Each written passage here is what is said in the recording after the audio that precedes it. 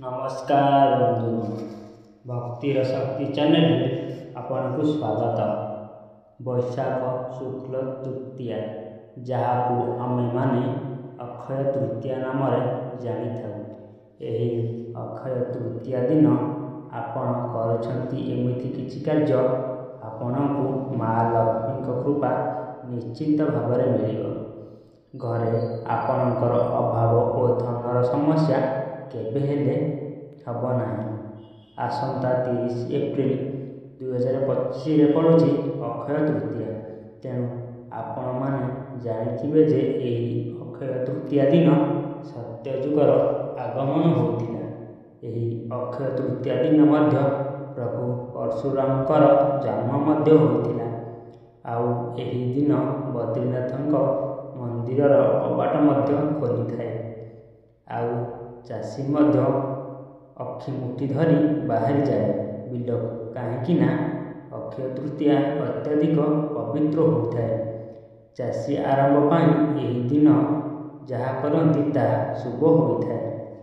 जदि अक्षय तृतीया दिन गृह प्रवेश करुछंती यह अत्यंत शुभ होता है। यही दिन नुआ काम मध्य आपण आरंभ करें।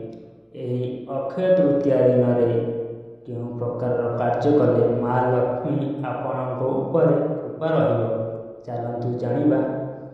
मन रखंतु यह एक सुंदर उपायटी आपण निश्चय करंतु। यही अक्षय तृतीया दिन बाजार को जाई सोना दुकान एक रूपा फरुआ आणंतु।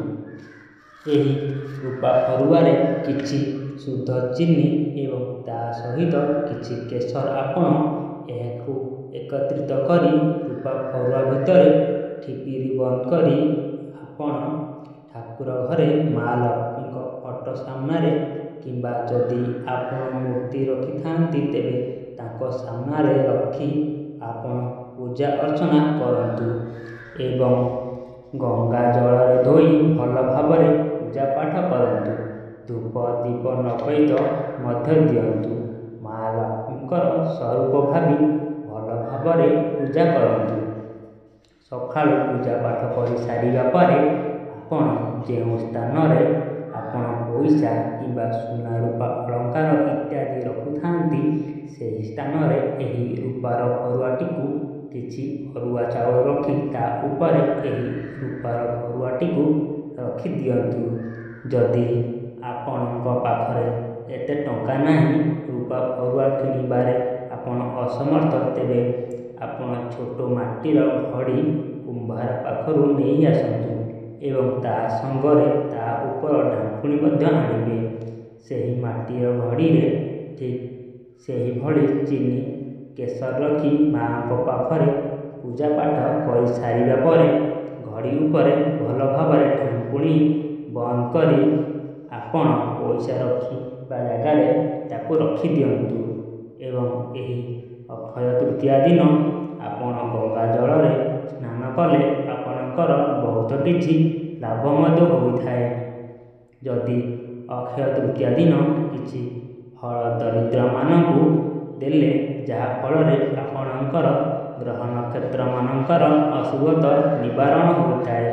यही अक्षय तृतीया दिन आपण किछि परिबा मध्य किने किछि भिक्षुक किंबा कुष्ठरोगी एवं असहाय लोक को दियंतु। यह करिया फल माँ लक्ष्मीकर आशीर्वाद आपणक ऊपर सदा सर्वदा रहिबो एवं ग्रह नक्षत्र मानकर मध्य अशुभता कटि आपणक शुभता प्राप्ति करिवे। जय माँ लक्ष्मी। धन्यवाद।